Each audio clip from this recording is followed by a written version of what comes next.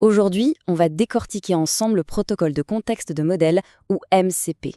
C'est une nouvelle norme qui pourrait bien changer radicalement la manière dont l'intelligence artificielle interagit avec notre monde. Alors, voilà le programme. On va commencer par cerner le problème de fond avec les IA actuelles. Ensuite, on verra comment le NCP se présente comme une solution, comment il fonctionne concrètement. On le comparera aussi à une autre technologie qui s'appelle RAG. Et on terminera en voyant pourquoi tout ça, c'est vraiment important pour l'avenir. Pour bien saisir tout l'intérêt du MCP, il faut d'abord comprendre la limite fondamentale des grands modèles de langage, les fameux LLM que l'on utilise aujourd'hui. L'image la plus parlante, c'est celle-ci. Il faut s'imaginer un cerveau incroyablement puissant, une sorte de génie, mais qui serait complètement enfermé dans une boîte, sans aucune fenêtre ni porte sur le monde extérieur. Et cet isolement, ça pose de gros problèmes. D'abord, leurs connaissances sont datées, comme une photo prise à un instant T. Ils n'ont pas accès aux infos en temps réel. Et surtout, ils sont incapables de faire quoi que ce soit. Ils ne peuvent pas envoyer un email, mettre à jour une base de données, rien. Ils ne peuvent que parler. Alors, la grande question, c'est comment on fait pour sortir ce cerveau génial de sa boîte? C'est précisément là que le protocole de contexte de modèle, le MCP, entre en scène. En quelques mots, le MCP, c'est une norme ouverte. C'est une sorte de langage universel et sécurisé qui va permettre aux IA de discuter et surtout de donner des ordres à des applications, des services ou des bases de données externes. L'analogie qui revient souvent, et elle est excellente, c'est de dire que le MCP, c'est un peu comme l'USB-C pour l'IA. C'est l'idée d'avoir un standard unique pour que tout le monde puisse se brancher et communiquer facilement. Et là, on touche au cœur du changement. Grâce au MCP, un LLM passe du statut de simple encyclopédie, une base de connaissances figée, à celui d'un agent dynamique, un acteur qui peut agir dans le monde numérique.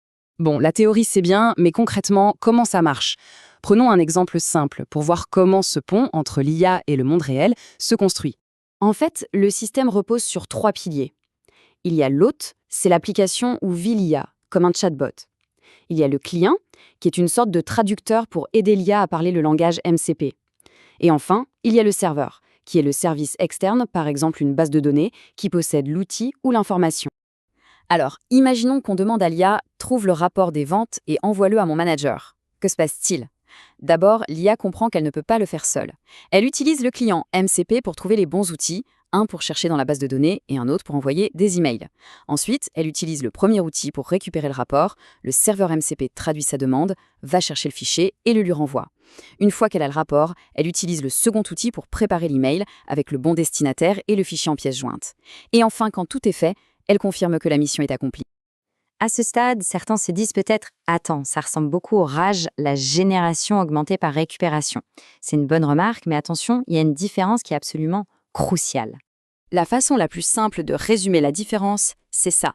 Le RAG, c'est une technologie qui aide une IA à mieux savoir en allant chercher de l'information pour enrichir ses réponses. Le MCP, lui, aide une IA à mieux faire en lui donnant accès à des outils pour agir. Le point fondamental, c'est vraiment la nature de l'interaction.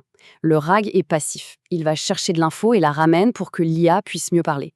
Le MCP, lui, est actif. Il permet à l'IA d'exécuter des tâches, de modifier les choses dans des systèmes externes. On n'est plus dans le savoir, on est dans l'action. Et c'est précisément cette distinction qui fait du MCP un tournant potentiel, un vrai game changer pour le futur de l'automatisation par l'IA. Pourquoi c'est si important? Pour plusieurs raisons. Déjà, en créant un standard, ça simplifie énormément les connexions. Ensuite, ça réduit les hallucinations de l'IA, car elle peut vérifier les faits à la source. Et bien sûr, ça ouvre la porte à un niveau d'automatisation bien plus poussé. Pour la simplification, ça résout un vrai casse-tête de développeurs qu'on appelle le problème N fois M. Sans standard, pour chaque nouveau modèle d'IA, il faut créer une connexion sur mesure pour chaque nouvel outil. Ça devient très vite un cauchemar à gérer. Et on boucle la boucle en revenant à notre métaphore de l'USB-C. Le MCP a vraiment cette ambition, devenir le connecteur universel qui va rendre la création d'outils basés sur l'IA beaucoup plus simple et plus puissante pour tout le monde. Finalement, l'idée à retenir, c'est que le MCP est conçu pour faire sortir l'IA de sa boîte, pour la libérer. Et ça nous laisse avec une dernière question. Une question un peu vertigineuse.